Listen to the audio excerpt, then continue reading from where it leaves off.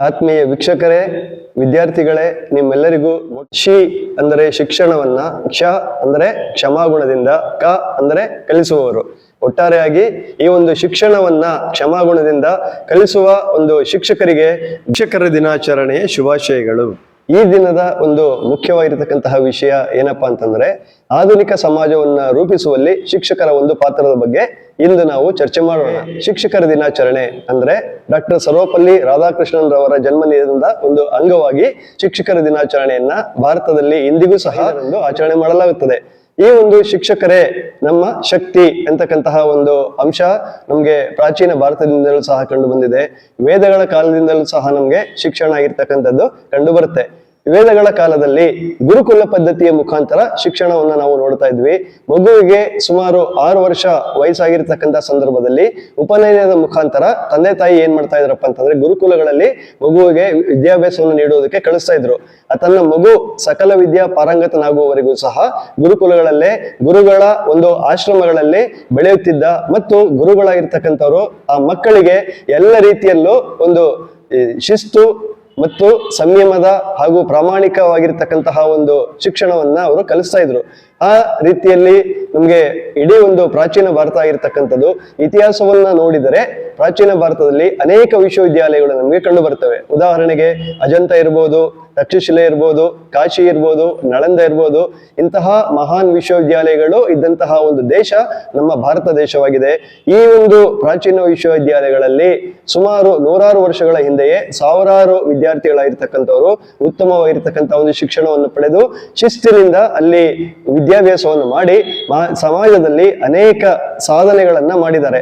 ಅದೇ ರೀತಿಯಲ್ಲಿ ಆ ಶಿಕ್ಷಣ ಪದ್ಧತಿ ಆಗಿರ್ತಕ್ಕಂಥದ್ದು ಇಂದಿಗೂ ಸಹ ಮುಂದುವರೆದುಕೊಂಡು ಬಂದಿದೆ.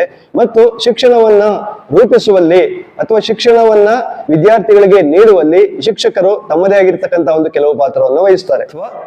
ಶಿಕ್ಷಕರು ಹಾಗೂ ವಿದ್ಯಾರ್ಥಿಗಳ ಒಂದು ಸಂಬಂಧವನ್ನು ನಾವು ನೋಡೋದಾದ್ರೆ ತಾಯಿ ಹಾಗೂ ಮಗುವಿನ ಒಂದು ಸಂಬಂಧದ ರೀತಿಯಲ್ಲಿ ಇರುತ್ತೆ. ಉದಾಹರಣೆಗೆ ಶಿಕ್ಷಕರು ತಮ್ಮ ಒಂದು ವಿದ್ಯಾರ್ಥಿಗಳಿಗೆ ಶಾಲೆಗಳಲ್ಲಿ ಎಲ್ಲ ರೀತಿಯಲ್ಲೂ ಸಹ ಪ್ರಾಮಾಣಿಕವಾಗಿರ್ತಕ್ಕಂತಹ ಒಂದು ಸೇವೆಯನ್ನು ಸಲ್ಲಿಸುತ್ತಾರೆ. ಉದಾಹರಣೆಗೆ ವಿದ್ಯಾರ್ಥಿಗಳು ಏನೇ ಒಂದು ತಪ್ಪನ್ನು ಮಾಡಿದರೂ ಸಹ ಆ ಎಲ್ಲ ತಪ್ಪುಗಳನ್ನು ತಮ್ಮ ತಂದೆ ತಾಯಿಗಿಂತ ಹೆಚ್ಚಾಗಿ ಶಿಕ್ಷಕರು ಕ್ಷಮಿಸುತ್ತಾರೆ.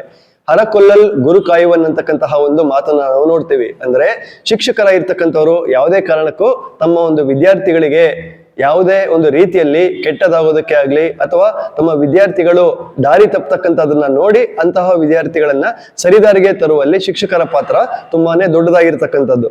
ಹಾಗೆ ಈ ಒಂದು ಶಿಕ್ಷಕರಾಗಿರ್ತಕ್ಕಂಥವರು ವಿದ್ಯಾರ್ಥಿಗಳ ಒಂದು ಜೀವನದಲ್ಲಿ ತುಂಬಾನೇ ಪ್ರಮುಖವಾಗಿರ್ತಕ್ಕಂಥ ಒಂದು ಪಾತ್ರವನ್ನು ವಹಿಸ್ತಾರೆ. ಇತ್ತೀಚಿನ ದಿನಗಳಲ್ಲಿ ಬದಲಾದಂತಹ ಒಂದು ಪರಿಸ್ಥಿತಿಯಲ್ಲಿ ಅಥವಾ ಬದಲಾದ ಸಮಯದಲ್ಲಿ ಶಿಕ್ಷಣವನ್ನು ಕಲಿತಕ್ಕಂತಹ ವಿದ್ಯಾರ್ಥಿಗಳು ವಿಶೇಷವಾಗಿ ಶಿಕ್ಷಣದ ಬಗ್ಗೆ ಆದಷ್ಟು ಅವರ ಒಂದು ಆಸಕ್ತಿಯನ್ನು ಕಳೆದುಕೊಳ್ಳುತ್ತಿದ್ದಾರೆ.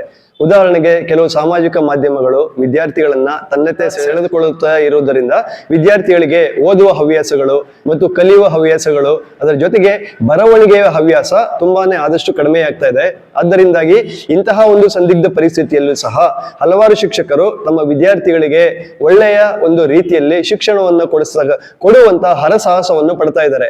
ಆದರೂ ಸಹ ಈ ಒಂದು ಎಲ್ಲ ವಿದ್ಯಾರ್ಥಿಗಳು ಶಿಕ್ಷಕರಾಗಿರ್ತಕ್ಕಂಥವರು ತಮ್ಮ ಒಂದು ಒಳ್ಳೆಯದಕ್ಕೆ ಹೇಳುತ್ತಾರೆ ಮತ್ತು ಶಿಕ್ಷಕರು ವಿದ್ಯಾರ್ಥಿಗಳ ಒಂದು ತಂದೆ ತಾಯಿ ಇದ್ದ ಹಾಗೆ ಶಿಕ್ಷಕರ ಒಂದು ಶಕ್ತಿಯಿಂದ ವಿದ್ಯಾರ್ಥಿಯನ್ನು ಸಮಾಜಕ್ಕೆ ಒಳ್ಳೆಯ ರೀತಿಯಲ್ಲಿ ಕೊಡುಗೆಯಾಗಿ ಕೊಡಬಹುದು ಅಂತಕ್ಕಂಥ ಒಂದು ಮಾತನ್ನು ಸಹ ಈ ಮೂಲಕ ನಾವು ನೋಡಬಹುದಾಗಿದೆ.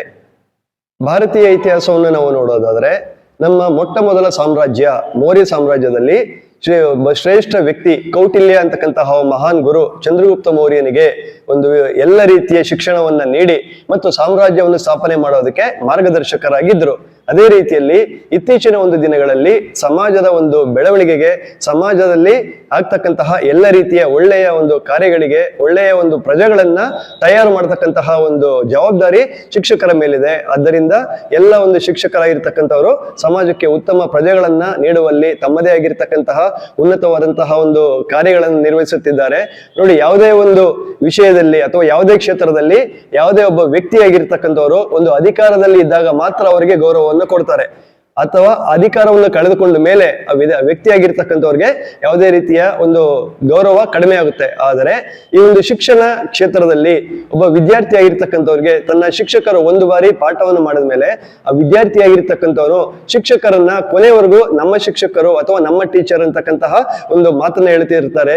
ಈ ಒಂದು ಕ್ಷೇತ್ರದಲ್ಲಿ ಮಾಜಿ ಶಿಕ್ಷಕ ಅಂತ ಆಗ್ಲಿ ಅಥವಾ ನಮ್ಮ ಮಾಜಿ ಲೆಕ್ಚರರ್ ಅಂತ ಆಗ್ಲಿ ಹೇಳೋದಿಲ್ಲ. ಆದ್ದರಿಂದ ಇಡೀ ಒಂದು ಸಮಾಜದಲ್ಲಿ ಶಿಕ್ಷಕರ ಒಂದು ಪಾತ್ರ ತುಂಬಾನೇ ಪ್ರಮುಖವಾಗಿರ್ತಕ್ಕಂಥ ಒಂದು ಪಾತ್ರ ಅಂತ ಈ ಮೂಲಕ ನಾನು ನಿಮ್ಗೆ ಹೇಳುತ್ತಿದ್ದೇನೆ.